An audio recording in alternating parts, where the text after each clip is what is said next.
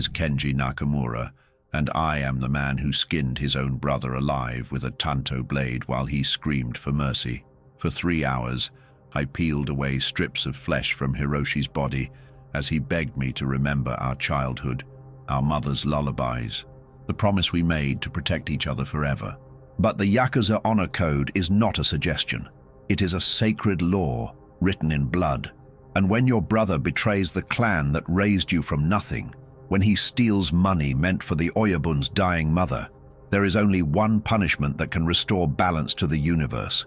I held that blade steady, even as my soul shattered into 1,000 pieces, even as Hiroshi's eyes, the same eyes that once looked up to me with pure love, filled with the terrible understanding that his big brother, his protector, his hero, had become his executioner. They say the Yakuza way teaches honor, loyalty, and family above all else. They lied. The Yakuza way taught me that sometimes love means becoming a monster, that sometimes protecting your family means destroying it, and that the deepest cuts are the ones you inflict on your own heart. Tonight, 20 years later, I still hear Hiroshi's voice calling my name in the darkness, still feel the weight of that blade in my trembling hands, still taste the salt of tears that fell like rain onto his exposed flesh. This is the story of how the code I lived by became the curse that damned us all. People think they understand what family means until the Yakuza teaches them the true definition. In the world outside, family is blood, DNA, shared memories around a dinner table. In our world, family is something you choose, something you earn through pain and sacrifice, something you prove with your willingness to die or kill for those who wear the same tattoos that mark your skin like sacred scripture. I was 17 when Oyabun Matsuda found me sleeping in Shibuya Station, another throwaway kid with dead parents and empty pockets, another piece of human garbage that Tokyo stepped over every day without a second glance. Hiroshi was only 14 then, small for his age, with eyes too big for his face, and a cough that never seemed to go away. We had been surviving on stolen convenience store food and the kindness of strangers who were never quite kind enough to actually help. Matsuda-san looked at us that night, really looked, the way no adult had since our parents died in that car accident, and he saw something worth saving. He offered us a choice: continue dying slowly on the streets, or join a family that would never abandon us, never let us go hungry, never leave us alone in the dark. The price was simple: absolute loyalty, complete obedience, and the understanding that once you enter the Yakuza world, you can never truly leave. We took his hand that night, two broken boys desperate for belonging, and sealed our fate with a handshake that felt like salvation, but would eventually become our damnation. The Sakazuki ceremony that made us brothers in the Sumiyoshi Kai was the most beautiful and terrifying moment of our young lives. Picture this: a traditional room lit only by candles, the air thick with incense and the weight of centuries-old tradition, 20 hardened criminals kneeling in perfect silence as Oyabun Matsuda prepared the sacred sake that would bind our souls to something larger than ourselves. Hiroshi and I knelt side by side, our hands shaking not from fear, but from the overwhelming realization that we were about to become part of something eternal, something that would give meaning to our meaningless existence.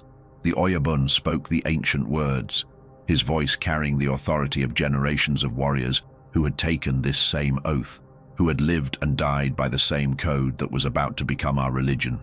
When we drank from that cup, when the warm sake burned down our throats like liquid fire, we stopped being orphans and became Kobun, sons of the clan, brothers to every man in that room, inheritors of a legacy that stretched back to the samurai who once served feudal lords with the same unwavering devotion.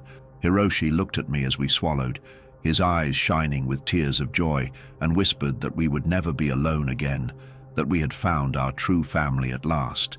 I believed him then.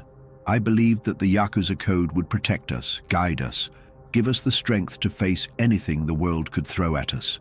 I had no idea that the same code would one day force me to choose between my loyalty to the clan and my love for the only family I had ever known. For 5 years, we were the perfect Yakuza brothers, rising through the ranks like twin flames burning brighter with each passing season. Hiroshi developed into a master of numbers, his mathematical mind perfect for managing the clan's complex financial operations, while I became the enforcer, the one they sent when words failed and violence became necessary. We lived in a small apartment near Kabukicho, sharing everything, our money, our dreams, our absolute faith in the righteousness of our chosen path. Every morning, we would pray together at the small shrine Hiroshi had built in our living room, asking our ancestors to guide us through another day of serving our Oyabun with honor and distinction. The clan became our universe, its members our constellation of brothers, its traditions our sacred commandments. We learned the ancient arts, how to read the subtle language of tattoos that told a man's entire story across his skin, how to bow with precisely the right angle of respect for each rank in our hierarchy, how to speak in the formal language that showed proper deference to our superiors while commanding absolute obedience from those beneath us. Hiroshi excelled at the business side, his gentle nature making him trusted by the shop owners who paid for our protection, while I mastered the darker arts of persuasion that kept our territory secure and our enemies afraid. We were invincible together, two halves of a perfect whole, the sons that Oyabun Matsuda had always wanted but never had. Those were the golden years, when the code felt like armor protecting us from a cruel world, when loyalty was simple and honor was clear, when I still believed that love and duty could coexist in perfect harmony. The first crack in our perfect world appeared on a rainy Tuesday in October, when Hiroshi came home with blood on his shirt and terror in his eyes. He had been collecting protection money from the pachinko parlors in our district, a routine job he had done hundreds of times before, but something had gone wrong. One of the owners, an old man named Tanaka, who had always paid without complaint, had refused to hand over the money, claiming his grandson needed surgery and he couldn't afford both the medical bills and our monthly fee. In the old days, Hiroshi would have simply reported this to me, and I would have handled the situation with the appropriate level of force. But that day, something inside my gentle brother snapped. He told me how he looked into Tanaka's desperate eyes and saw our own father, how he remembered what it felt like to be powerless and afraid, how the weight of that old man's tears broke something fundamental in his soul. Instead of taking the money by force, Hiroshi had done the unthinkable. He had paid Tanaka's debt out of his own pocket, using money that belonged to the clan, money that was destined for Oyabun Matsuda's personal account. It was a small amount, barely enough to matter in the grand scheme of our operations, but the principle was enormous. He had chosen compassion over duty, mercy over honor, human feeling over the sacred code that governed our lives. As he confessed this to me, his hands shaking as he tried to explain why he had betrayed everything we stood for, I felt the first cold touch of the nightmare that was coming for us both. I should have reported Hiroshi's transgression immediately, should have dragged him before Oyabun Matsuda, and let the clan's justice take its natural course. That was what the code demanded, what honor required, what any loyal Kobun would have done without hesitation. But Hiroshi was not just any clan member. He was my brother, my other half, the only person in the world who remembered our mother's face and could still make me laugh until my stomach hurt. So I made the first of many terrible decisions that would lead us both to damnation. I covered for him. I took money from my own savings and replaced what he had given away, hoping that his moment of weakness would remain our secret, that he would learn from this mistake and never again let his emotions override his duty to the family that had saved us from the streets. For 3 months, my plan seemed to work perfectly. Hiroshi threw himself into his work with renewed dedication, as if trying to atone for his sin through pure effort and devotion. He stopped talking about the people we collected from, stopped asking questions about where the money went, stopped showing any sign of the dangerous compassion that had nearly destroyed us both. I thought I had saved him, thought I had found a way to protect both my brother and my honor, without sacrificing either. But the Yakuza world has a way of exposing secrets, of bringing hidden truths into the light, where they can burn everything you love to ash. The Oyabun's accountants were too thorough, too careful, too dedicated to their own version of honor to let even the smallest discrepancy go unnoticed. When they discovered the irregularities in our district's books, when they traced the missing money back to that rainy Tuesday in October, Our perfect deception crumbled like a house of cards in a hurricane. Oyabun Matsuda summoned us to his private office on a cold February morning, and I knew from the moment we walked through his door that our world was about to end. He sat behind his massive wooden desk, like a judge preparing to deliver a death sentence. His weathered hands folded carefully over the financial reports that contained the evidence of our betrayal. The silence in that room was deafening, broken only by the soft ticking of an antique clock that seemed to count down the seconds until our destruction. When he finally spoke, his voice carried the weight of absolute authority, the kind of power that could reshape reality with a single word. He told us that he knew about the missing money, about Hiroshi's moment of weakness, about my attempts to cover for him. He explained that in any other organization, such betrayal would be met with immediate expulsion and probable death, but that he loved us too much to simply throw us away like broken tools. Instead, he was going to give us a chance to restore our honor, to prove that we were still worthy of the family name we had disgraced. The terms were simple and horrifying. Hiroshi would be punished according to the ancient traditions, and I would be the one to carry out that punishment. It was a test of my loyalty, a way to prove that my devotion to the clan was stronger than my love for my brother, that I understood the true meaning of the code we had sworn to uphold. If I refused, we would both be cast out into the world as marked men, hunted by every Yakuza clan in Japan until we were found and killed like rabid dogs. If I accepted, Hiroshi would suffer but live, and our honor would be restored through the sacred ritual of blood and pain. The punishment Oyabun Matsuda described was called kawahagi, the ancient practice of skinning a traitor alive as a lesson to others who might consider betraying the family.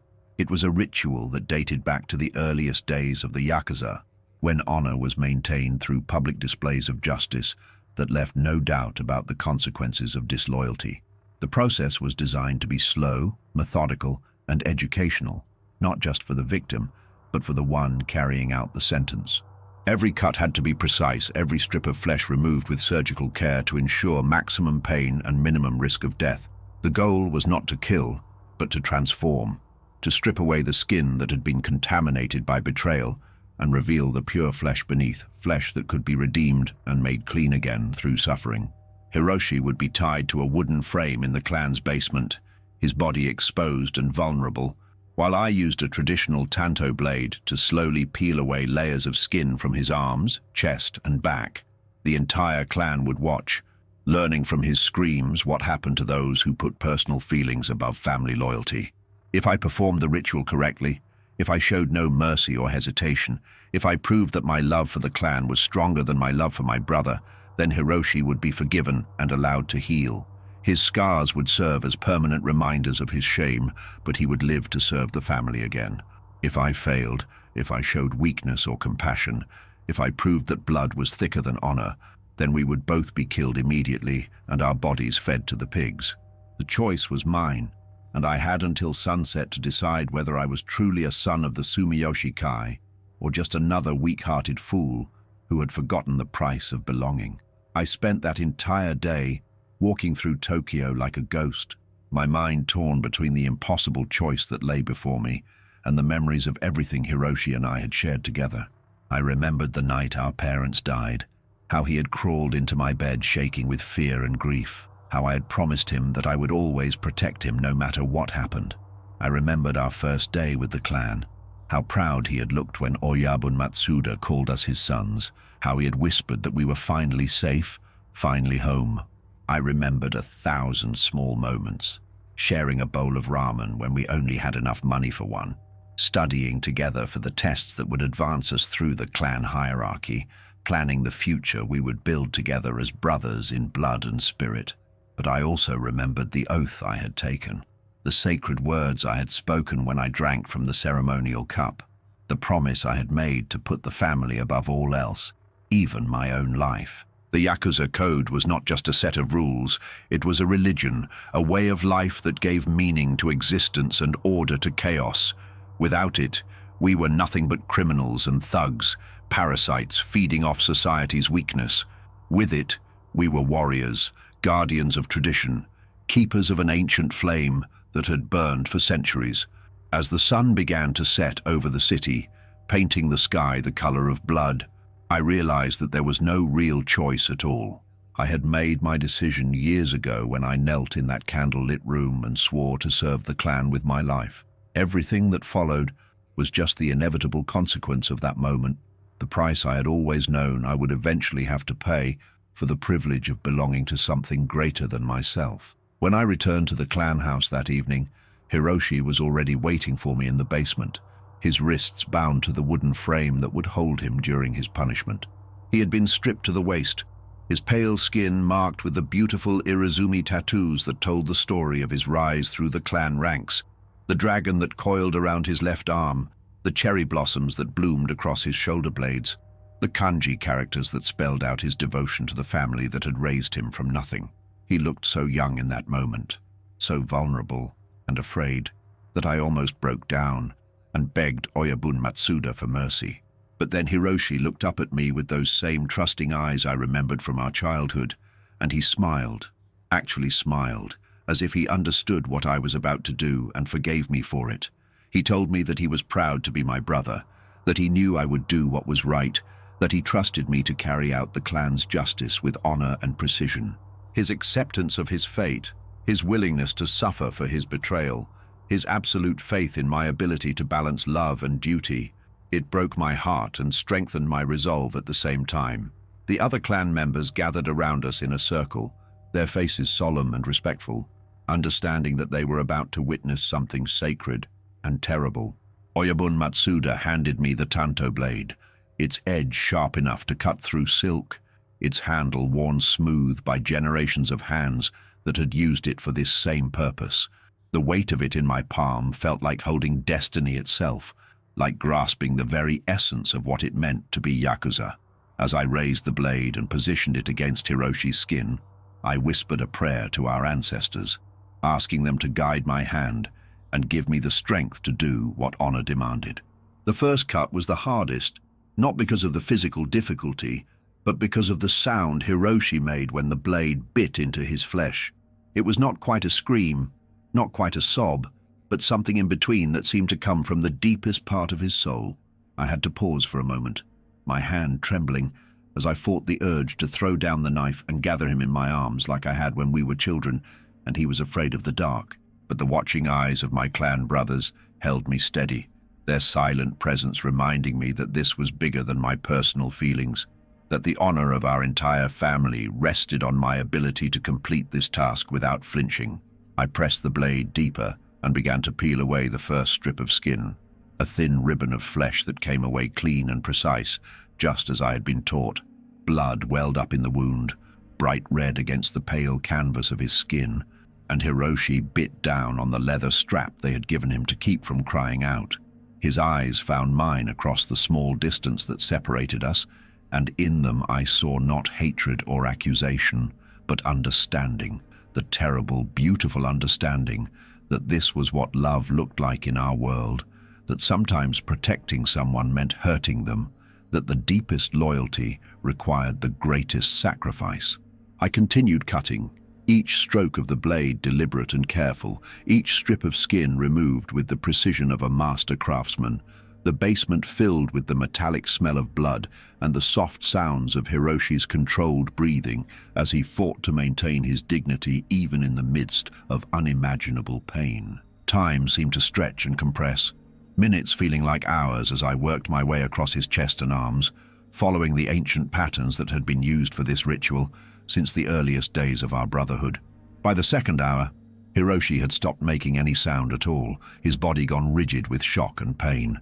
His eyes rolled back until only the whites showed. I could see his pulse fluttering in his throat like a trapped bird, could feel the heat radiating from his fevered skin as his body struggled to cope with the trauma I was inflicting upon it. Part of me wanted to stop, to declare that he had suffered enough, that honor had been satisfied and mercy could now prevail. But Oyabun Matsuda stood behind me like a silent sentinel, his presence a constant reminder that this ritual had its own sacred timing, its own requirements that could not be shortened or softened without losing all meaning.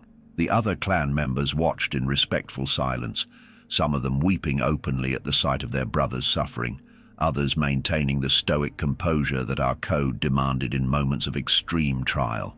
I found myself falling into a strange trance-like state, my consciousness separating from my actions as if I were watching someone else wield the blade, someone else peel away layer after layer of skin from the body of the person I loved most in the world. The tanto moved with its own rhythm now, guided by centuries of tradition and the muscle memory of countless similar rituals performed by my predecessors. Each cut was a prayer, each strip of removed flesh an offering to the gods of honor and loyalty that governed our lives. I began to understand why this punishment was considered sacred rather than simply cruel. It was a form of purification, a way of burning away the contamination of betrayal and revealing the pure devotion that lay beneath. Hiroshi was being reborn through pain, transformed from a traitor back into a true son of the clan, and I was the instrument of that transformation, the blade that carved away his sin and restored his place in our family. In the third hour, something inside me broke completely. As I peeled away another strip of skin from Hiroshi's shoulder, revealing the raw muscle beneath, I suddenly heard our mother's voice singing the lullaby she used to sing when we were small and afraid. The melody filled the basement like a ghost, drowning out the sound of my brother's labored breathing and the soft whispers of the watching clan members. I could see her face as clearly as if she were standing beside me, her gentle smile, her kind eyes, the way she used to stroke our hair when we couldn't sleep. She had always told us that family was the most important thing in the world, that brothers should protect each other no matter what, that love was stronger than any force on earth. But she had never lived in our world, never understood that sometimes love required you to become a monster, that protection could look like destruction, that the strongest bonds were forged in blood and pain. I wanted to explain to her ghost why I was doing this, wanted her to understand that I was still protecting Hiroshi in the only way our world allowed, but the words wouldn't come. Instead, I found myself crying as I worked, tears streaming down my face and mixing with my brother's blood as it dripped from the blade. The salt burned my eyes and blurred my vision, but I couldn't stop, couldn't pause, couldn't show any sign of the weakness that was eating me alive from the inside. Oyabun Matsuda's hand fell on my shoulder, a gesture of support and warning combined, reminding me that the clan was watching, that my performance in this moment would determine not just Hiroshi's fate, but my own standing in the family that had given us everything. I wiped my eyes with the back of my free hand and continued cutting, each stroke now guided by pure will rather than skill, each strip of flesh removed through sheer determination to see this nightmare through to its end. When it was finally over, when the last piece of skin had been carefully removed and placed in the ceremonial bowl that would later be burned as an offering to our ancestors, Hiroshi hung unconscious in his bonds, his body a map of raw wounds that would heal into scars telling the story of his redemption. The clan medic immediately stepped forward to tend to his injuries, applying salves and bandages with the same careful precision I had used to inflict them, ensuring that my brother would survive to serve the family again. I stood there covered in his blood, the tanto still clutched in my trembling hand, feeling as if I had just carved away pieces of my own soul along with his skin. The other clan members bowed to me respectfully, acknowledging that I had passed the test, that I had proven my loyalty beyond any possible doubt. Oyabun Matsuda embraced me like a father welcoming home a son who had completed a difficult but necessary task, telling me that I had honored our family and upheld the sacred traditions that made us who we were. But his words felt hollow, meaningless, like sounds echoing in an empty cave. I had done what duty required, had chosen the clan over my brother, had proven that I was a true Yakuza willing to sacrifice anything for the sake of honor. So why did I feel like I had lost everything that mattered? Why did victory taste like ash in my mouth? Why did the approval of my clan brothers feel like a curse rather than a blessing? As they carried Hiroshi's unconscious form to the medical room where he would spend the next month recovering from his ordeal, I realized that I had learned the most terrible lesson of all, that doing the right thing according to the code could still destroy your soul, that honor and love were not always compatible, that sometimes the price of belonging was higher than any human heart could bear to pay. Hiroshi survived. just as Oyabun Matsuda had promised, but the brother who emerged from that basement was not the same gentle soul who had entered it. The physical scars healed slowly, leaving his torso and arms marked with a network of white lines that told the story of his punishment to anyone who knew how to read them. But the deeper wounds, the ones carved into his spirit, never fully closed. He spoke less after that, smiled rarely, and looked at me with eyes that held a distance I could never bridge no matter how hard I tried. He performed his duties to the clan with mechanical precision, showing up for every meeting, completing every assignment, following every order without question or complaint. But the spark that had made him uniquely himself, his compassion, his curiosity, his ability to find joy in small moments, had been extinguished forever. I tried to reach out to him, tried to explain why I had done what I did, tried to make him understand that I had saved his life in the only way possible, but he would just nod politely and change the subject, as if we were strangers who happened to share the same apartment rather than brothers who had once shared everything. The worst part was that I could see in his eyes that he didn't hate me for what I had done. Hatred would have been easier to bear than the hollow acceptance that had taken its place. He understood why I had chosen duty over love, understood that I had followed the code exactly as we had been taught, understood that in the Yakuza world there had been no other choice. But understanding and forgiveness are not the same thing, and the gulf between us grew wider with each passing day until we were living like ghosts in the same house, sharing space, but no longer sharing life. The clan celebrated my loyalty and dedication, promoting me to a position of greater responsibility and trust within the organization. I was given my own territory to manage, my own subordinates to command, my own piece of the empire that Oyabun Matsuda had built through decades of careful planning and ruthless execution. On the surface, I had everything a young Yakuza could want: respect, power, money, and the unquestioned approval of the family that had raised me from nothing. But success felt like a prison. Each promotion another bar in a cage I had built with my own hands.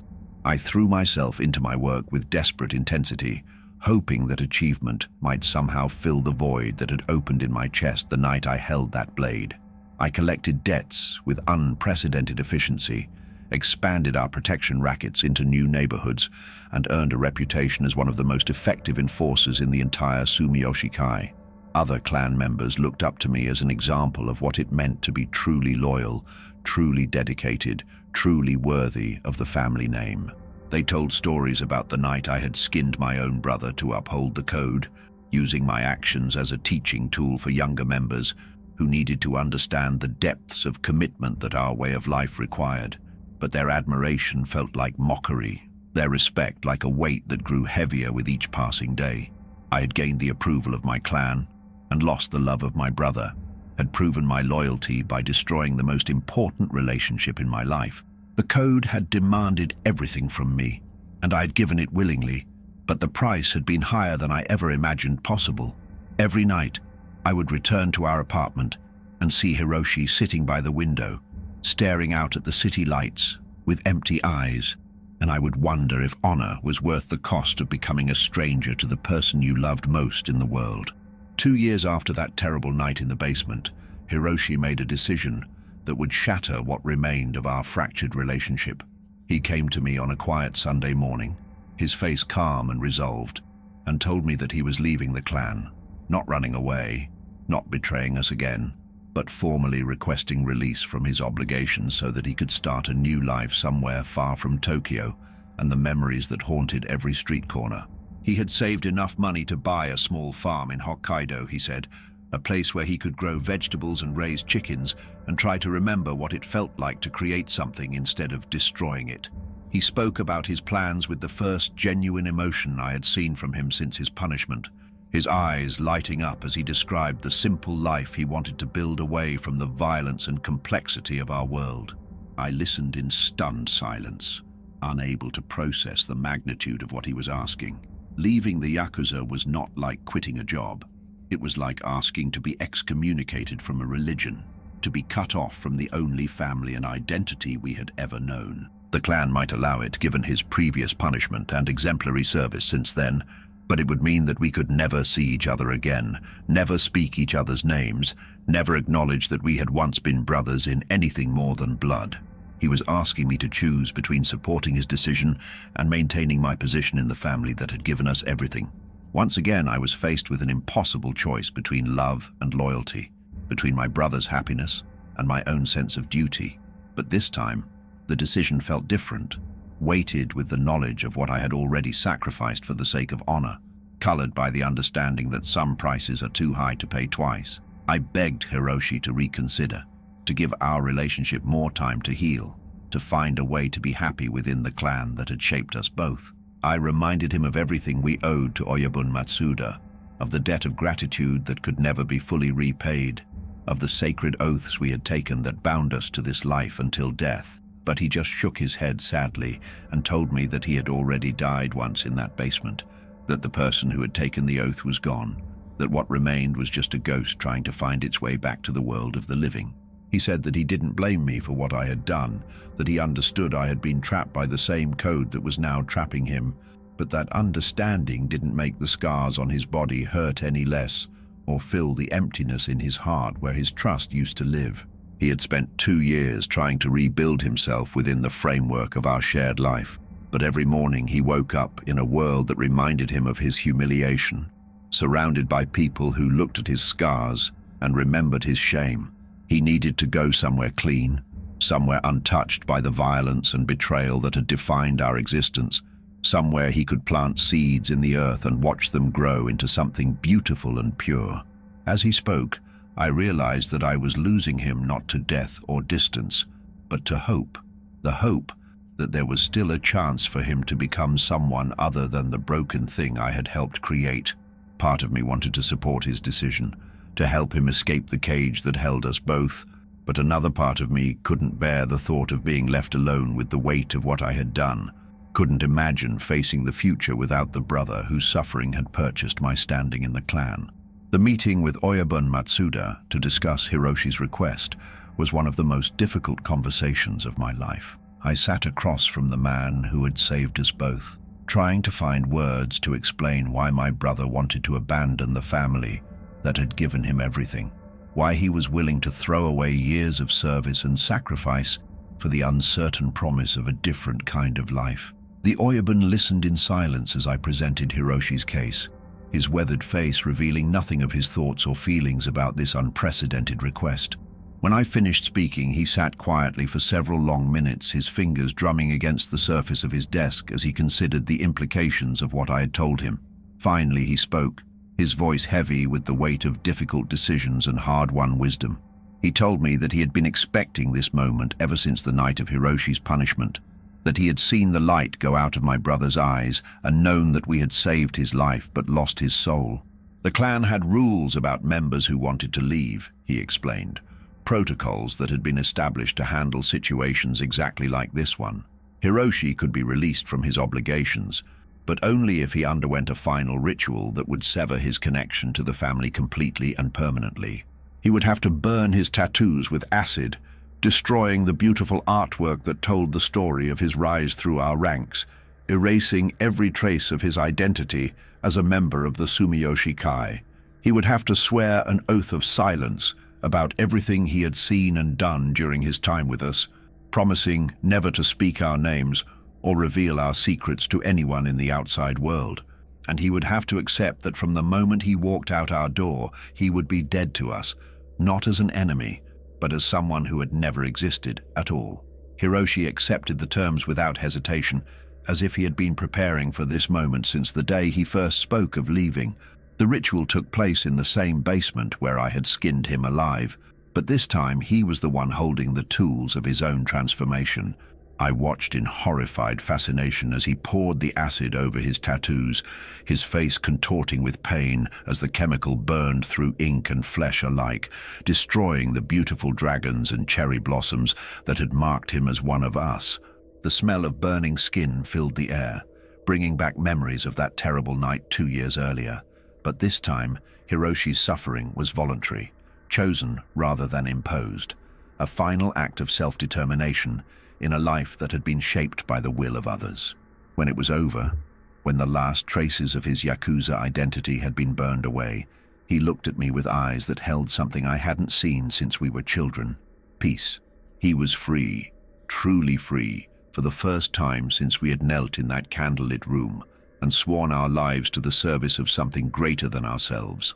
The clan members who witnessed his departure bowed respectfully as he walked toward the door, acknowledging his right to choose his own path, even as they mourned the loss of a brother. Oyabun Matsuda shook his hand formally, thanking him for his years of service and wishing him well in whatever life he chose to build beyond our walls. But I couldn't bring myself to say goodbye, couldn't find words adequate to the magnitude of what was happening.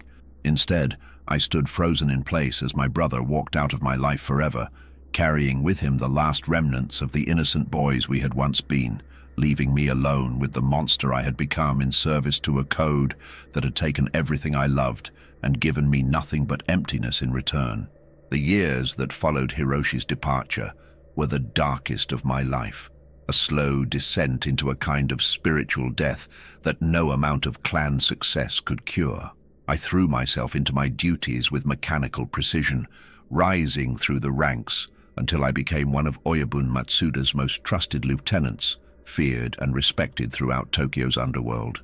My territory expanded, my influence grew, and my reputation as a man who would do anything for the sake of honor became legendary among both allies and enemies. Other clan members brought their sons to meet me, hoping that some of my legendary loyalty might rub off on the next generation. I was held up as the perfect example of what it meant to be Yakuza, the living embodiment of the code that governed our lives. But inside, I was dying a little more each day, consumed by a guilt that no amount of achievement could wash away. I had nightmares about that night in the basement, dreams where I was the one tied to the frame while Hiroshi held the blade, dreams where our mother watched from the shadows as I peeled away strips of my own soul along with my brother's skin. I started drinking heavily, using alcohol to numb the pain that had become my constant companion. But even in my darkest moments, I never forgot the lessons that had been burned into my heart with fire and blood.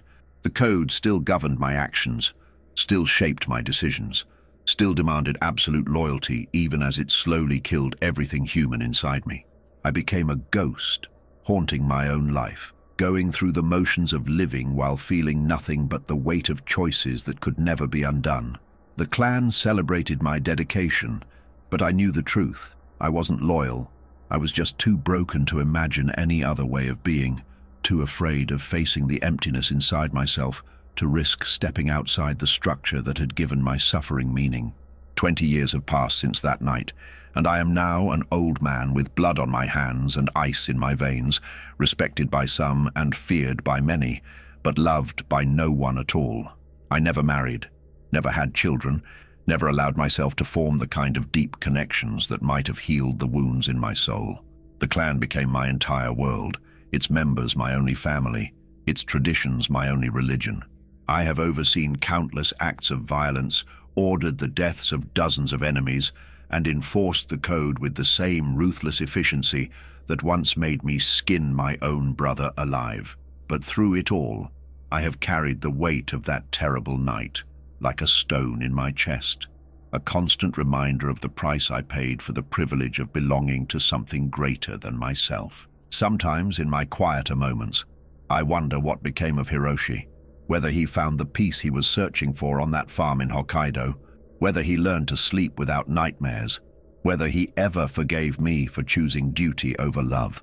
I have resisted the temptation to seek him out, to break the sacred oath that severed our connection forever. But the curiosity gnaws at me like a cancer, eating away at what remains of my humanity. I tell myself that he is better off without me, that my presence in his life would only bring back memories of pain and betrayal, that the greatest gift I can give him is my absence. But the truth is simpler and more selfish. I am afraid to face him, afraid to see what I destroyed, afraid to confront the reality of what I became in service to a code that demanded everything and gave back nothing but emptiness. The Yakuza way taught me that honor was worth any sacrifice, that loyalty was the highest virtue, that family meant more than blood.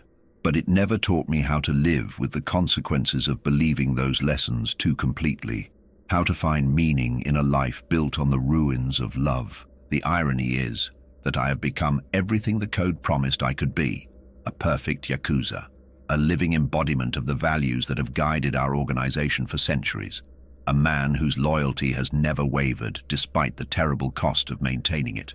Younger members look up to me as a role model, seeking my advice on matters of honor and duty, asking me to share the wisdom I have gained through decades of faithful service. I tell them the same things I was told as a young man, that the clan comes before everything else, that personal feelings are a luxury we cannot afford, that true strength comes from the willingness to sacrifice anything for the sake of the family that has given us purpose and meaning. I watch their eager faces as they absorb these lessons, see the same hunger for belonging that once drove Hiroshi and me to kneel before Oyabun Matsuda and pledge our lives to something greater than ourselves. But I also see the innocence in their eyes, the naive belief that honor and love can coexist, that the code will protect them from the worst consequences of their choices. I want to warn them, want to tell them that the path they are choosing leads to a kind of spiritual death that no amount of respect or power can cure. But I don't, because that would be a betrayal of everything I've spent my life defending, because doubt is a luxury that men like me cannot afford, because the alternative to believing in the code is accepting that I destroyed my brother for nothing. So I continue to teach the lessons that were taught to me, continue to perpetuate the cycle that creates monsters in the name of honor, continue to serve a system that demands everything and gives back only the cold comfort of belonging to something eternal and unchanging. The young men who seek my guidance will learn the same lessons I learned, will face the same impossible choices I faced, will discover the same terrible truth that has haunted me for 20 years, that sometimes the price of honor is higher than any human heart can bear to pay. But tonight, as I sit alone in my apartment overlooking the neon-lit streets of Tokyo, I find myself questioning everything I have believed for the past 4 decades. The silence around me is deafening, broken only by the distant sounds of a city that never sleeps, a world that continues to turn despite the weight of my regrets. I look at my hands, the same hands that once held a tanto blade with surgical precision, that peeled away strips of my brother's skin in service to a code I thought was sacred, and I see only the tools of my own damnation. The tattoos that cover my arms tell the story of my rise through the clan ranks, each image a milestone in a journey that led me further and further away from the person I might have been if I had chosen love over loyalty, compassion over duty, humanity over honor. I think about the boys we were when we first entered this world, 2 orphans desperate for belonging, willing to pay any price for the privilege of calling someone family. We thought we were joining something noble, something that would give our lives meaning and purpose, something that would protect us from the cruelty and indifference of a world that had already taken everything we loved. Instead, we found a different kind of cruelty, one that demanded we become the very thing we had sought protection from, one that turned love into a weapon and loyalty into a curse. The code that promised to make us strong instead made us broken. The family that promised to never abandon us instead taught us to abandon ourselves. The honor that promised to give our lives meaning instead stripped away everything that made life worth living. I have spent 20 years telling myself that I made the right choice, that I did what duty demanded, that the sacrifice was necessary and noble. But in the darkness of this room, surrounded by the ghosts of all the people I have hurt in service to an ideal that may have been nothing more than a beautiful lie, I finally allow myself to admit the truth. I was wrong. The realization hits me like a physical blow, doubling me over with the force of its impact. I was wrong. Wrong to choose the clan over my brother. Wrong to believe that honor was worth the price of love.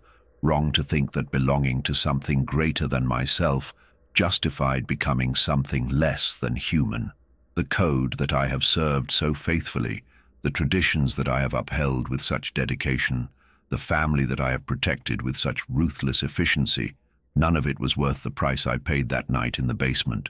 Hiroshi was right to leave, right to burn away his tattoos and walk into an uncertain future, right to choose hope over honor and life over loyalty.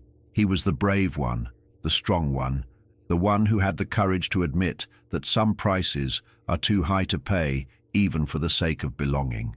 I was the coward, too afraid of being alone to risk stepping outside the structure that had given my suffering meaning, too weak to face the possibility that I had built my entire identity on a foundation of lies. The tears come then, 20 years of suppressed grief and guilt pouring out of me like water from a broken dam. I cry for the brother I lost, for the innocence we both sacrificed, for the boys we were before the world taught us that love was a luxury we couldn't afford.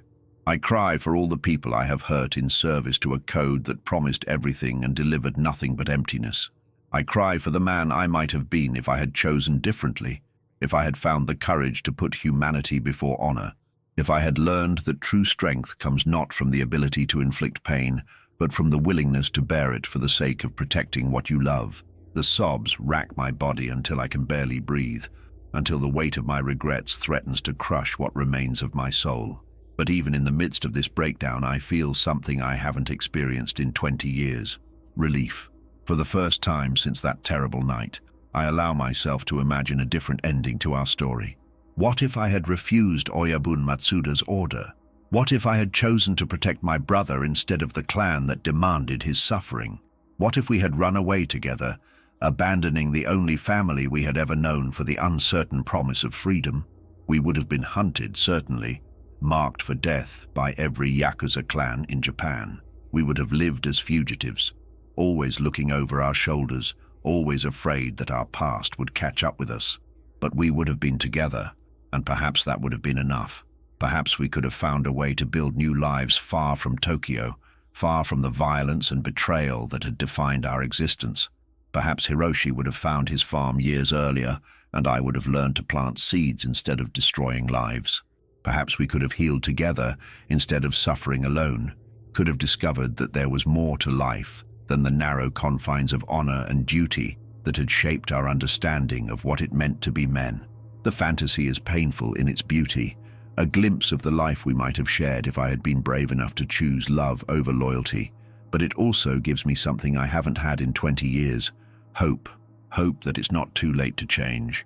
Hope that redemption is possible, even for someone like me.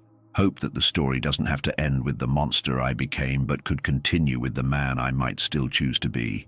The code taught me that honor was everything, but maybe honor is just another word for the courage to do what's right, even when it costs you everything you thought you wanted. Maybe true honor means admitting when you've been wrong, facing the consequences of your choices, and finding the strength to choose differently going forward. Tomorrow, I will do something I should have done 20 years ago.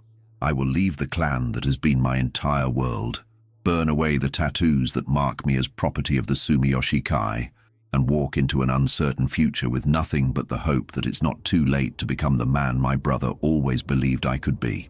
I don't know if I'll be able to find him. Don't know if he'll forgive me for the 20 years of silence that followed his departure. Don't know if there's any way to bridge the gulf that my choices created between us. But I have to try, because the alternative, spending the rest of my life as a ghost haunting the ruins of what I destroyed, is no longer acceptable. The clan will not let me go easily. They will demand explanations, threaten consequences, remind me of all the oaths I swore and all the debts I owe.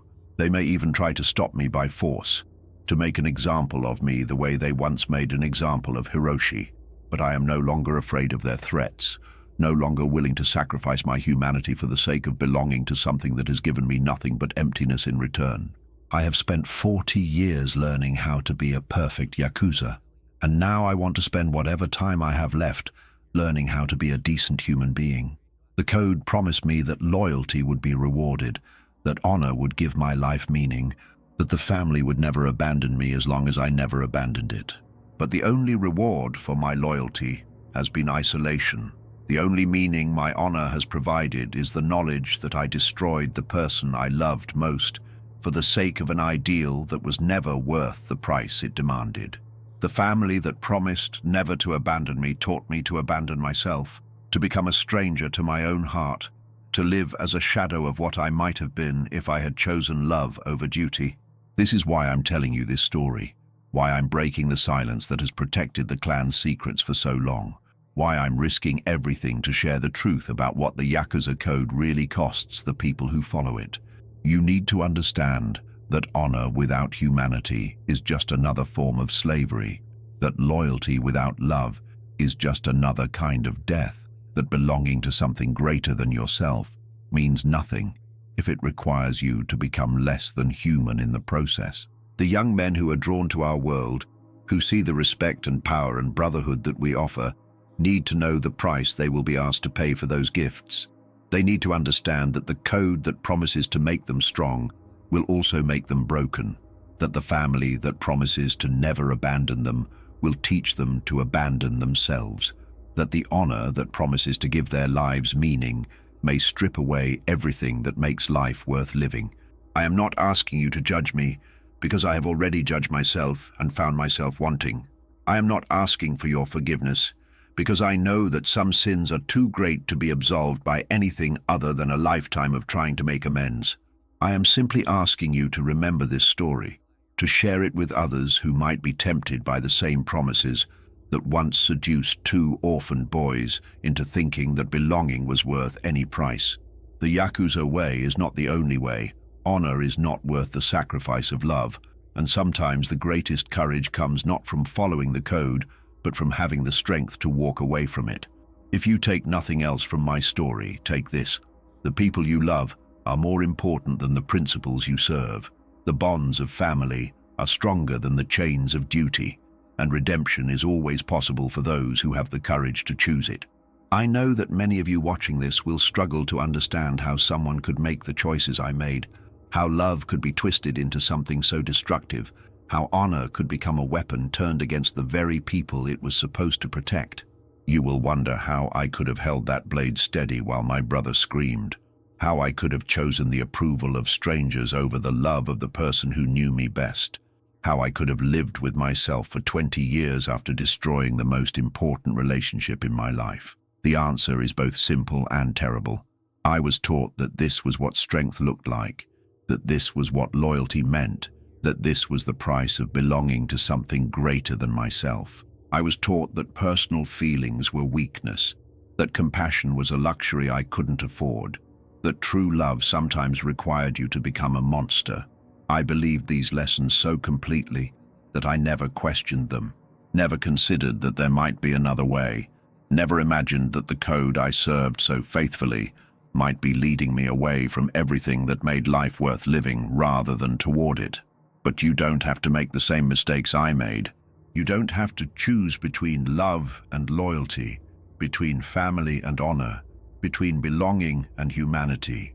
You can refuse to accept that these are the only options, can insist on finding a third way that doesn't require you to sacrifice your soul for the sake of your principles. You can choose to be strong enough to be gentle, loyal enough to question authority, honorable enough to admit when you're wrong. You can choose to build your identity on love rather than fear, on compassion rather than violence, on the courage to protect what matters most, even when it costs you everything else.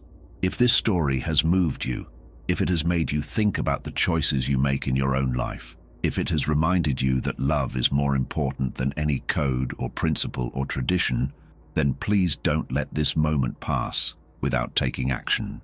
Hit that subscribe button right now, because stories like this need to be shared, need to be heard, need to reach the people who might be facing their own impossible choices between duty and love. Give this video a like if you believe that redemption is possible even for someone like me. If you think that it's never too late to choose humanity over honor. If you understand that the greatest courage sometimes comes from admitting you were wrong. But most importantly, leave a comment below telling me what you think about this story, whether you agree with my choices or not, whether you believe I was a monster or just a man trapped by circumstances beyond his control. I want to hear from you, want to know how this story affected you, want to understand whether my pain has any meaning, if it can prevent others from making the same mistakes. Don't stay silent. Your voice matters. Your perspective is valuable. Your willingness to engage with difficult truths is what makes us human. Share your own stories of impossible choices, of times when you had to choose between competing loyalties, of moments when you discovered that doing the right thing was more complicated than you ever imagined. Together, we can build a community of people who refuse to accept that love and honor are incompatible, who insist on finding ways to be both loyal and human, who understand that the strongest bonds are forged not through violence and fear, but through compassion and understanding. The code that destroyed my family doesn't have to destroy yours. The choices that damned me don't have to damn you. But only if you're willing to learn from my mistakes, to choose differently when your moment comes, to remember that in the end, love is the only thing that truly matters.